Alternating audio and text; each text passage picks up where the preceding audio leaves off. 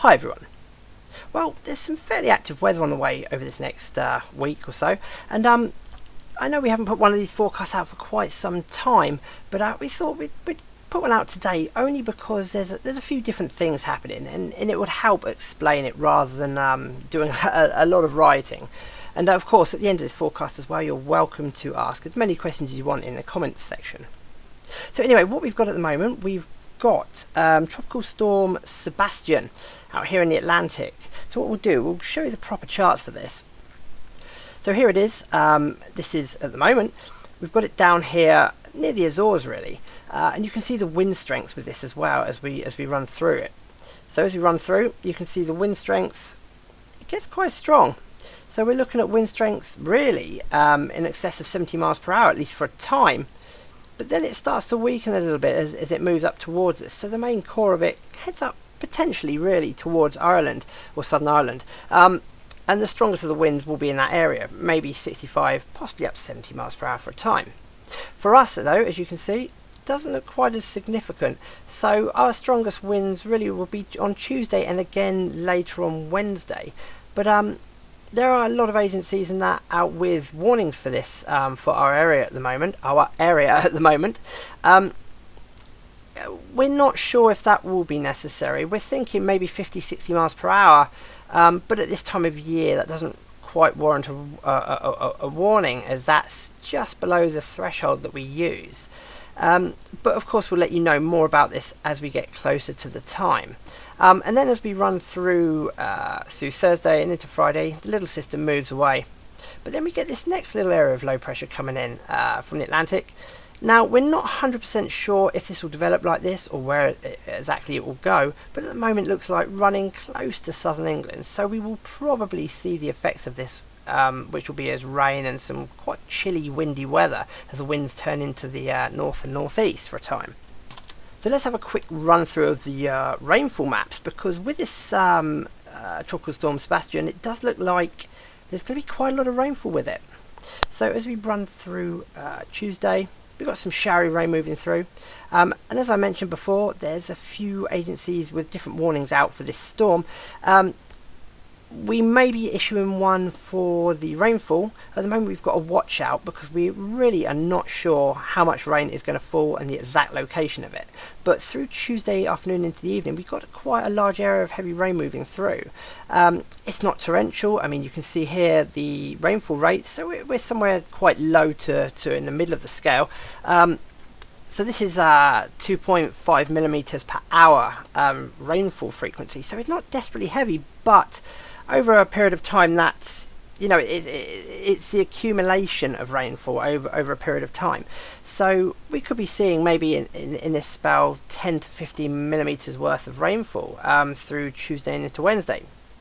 Now that clears away as we move through Wednesday, but then it does look like further rainfall will develop.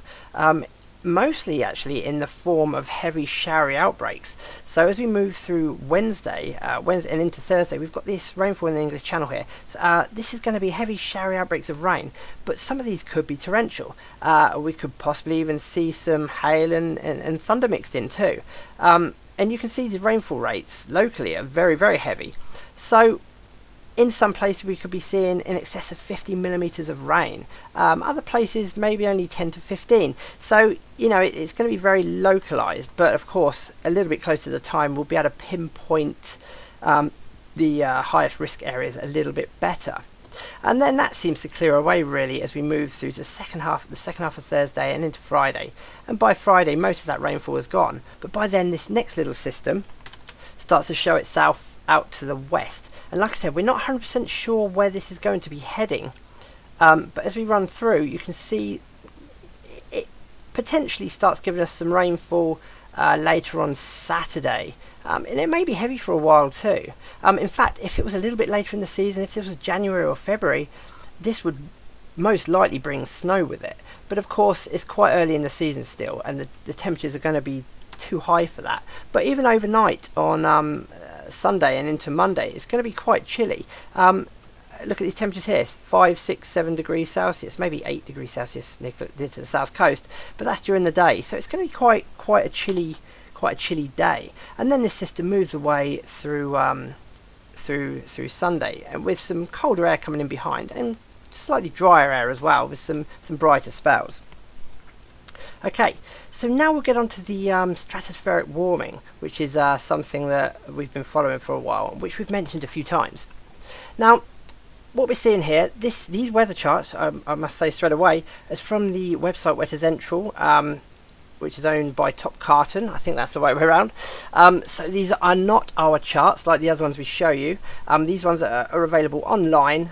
So yes, nothing to do with us whatsoever. So our logo that's overlaying up the top here, which is next to this other logo showing, please pay no attention to that, because this is what we recorded earlier on. So now this is the stratospheric warming. So you can see here out towards Russia and Asia, we've got an area of warmer air. Now over really over the North Pole, we've got the colder air, and this is up in the stratosphere, so right up in the higher levels of the atmosphere. So as you can see, this is -70, -80 degrees Celsius, possibly even colder. But we've got this warming starting to develop, and this is by the 2nd of December. So we're looking at temperatures here going up to around -24, -22. And then as we run through, you can actually see this warming develop. It gets bigger and starts to spread. Now, we've tried to explain this before, but it's difficult to explain because it would take such a long time. So to keep it as short as possible, this warming spreads into, in a sense, the polar vortex, which is this colder area here. And you can see that this is the colder area, and you can see it here with the warming which was taking place here, and you can see it squishes the polar vortex at first, but then it starts to push it around a little bit, and then the vortex starts to shrink as it gets pushed around. So the big question is, what does that mean? Well, potentially these effects will start to influence the weather down at or closer to the ground, and as that happens, we may start to see some what we call blocking high pressures, with some colder air potentially arriving later in December. This doesn't necessarily mean it will turn cold or that we'll see snow, but it will likely change the weather patterns and give some unusual patterns closer to ground level. But as we get closer to that, we'll be able to show you that on our own charts, and how it's affecting the actual weather itself. But until then, that's all we've really got time for now. But like I said at the beginning of the video, please feel free to ask any questions. We'll answer what we can. Most of the time there'll be somebody to answer the question anyway.